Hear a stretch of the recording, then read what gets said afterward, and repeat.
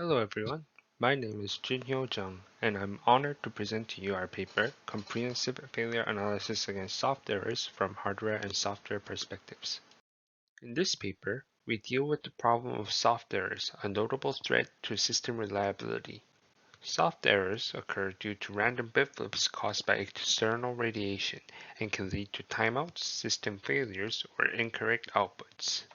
Soft errors are known to have caused problems in the past, such as the Sun Microsystems server crash in the year 2000 and the Qantas Flight 72 in-flight accident in the year 2008.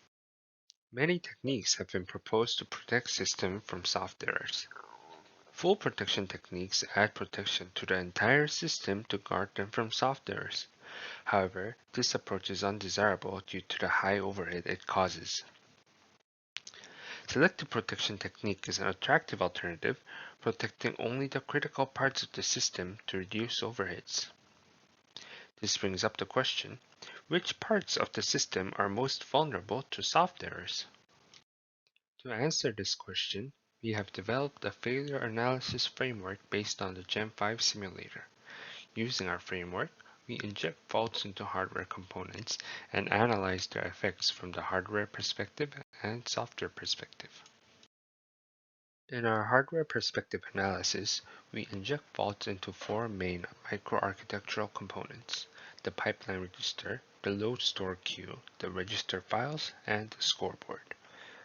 From the fault injection trials, we calculate the component-wise vulnerability of each component and compare them to find the most critical microarchitectural component. The software perspective analysis is more complicated. Since we inject faults into hardware components, we require an additional step to map the injected faults to corresponding software instructions in order to perform the software perspective analysis. Therefore, we present the novel root cause instruction analysis technique. The root cause instruction analysis is a two-step analysis to find the instruction responsible for the system failure. In the first step of the analysis, we find all the instructions that read the corrupted data, which are the candidates for the root cause instruction. For example, from the figure, if a fault is injected into register A before the execution of instruction 1, and the value of register A is overwritten by instruction n+1, the instructions in between, instructions I1 to IN, that read the value of register A are the candidate instructions.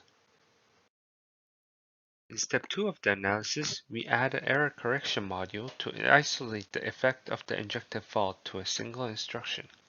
For example, we correct the fault after instruction 1 so that instruction 1 is the only instruction that reads the faulty value of register A. Then, if the system does not result in a failure, we conclude that instruction 1 was not the root cause instruction. We repeat step 2 until the root cause instruction is found. For example, in the second iteration, we correct the fault after instruction 2 reads the value and check if the system results in a failure, and so on. Finally, if register A was corrected after instruction M reads the value and the system did result in a failure, then we know instruction M is the root cause instruction, the instruction responsible for causing the failure. From our fault injection trials and hardware and software perspective analyses, we found the most vulnerable hardware component and the most vulnerable software instruction type.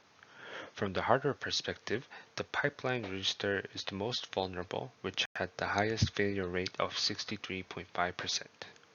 From the software perspective, we found that the load instruction were most vulnerable, being responsible for 37.9% of all failures. Applying these information, we found that applying protection on only the pipeline registers and load instructions drops the failure rate of an unprotected application from 34% to 12.4%. In summary, in order to deploy selective protection techniques, we need to identify the most vulnerable parts of the system. Therefore, we develop a comprehensive failure analysis framework and with it find the most vulnerable component and instruction type. By protecting only the pipeline registers and load instructions, we can reduce the failure rate by 60%. This concludes the presentation. Thank you for listening, and we are open to any questions.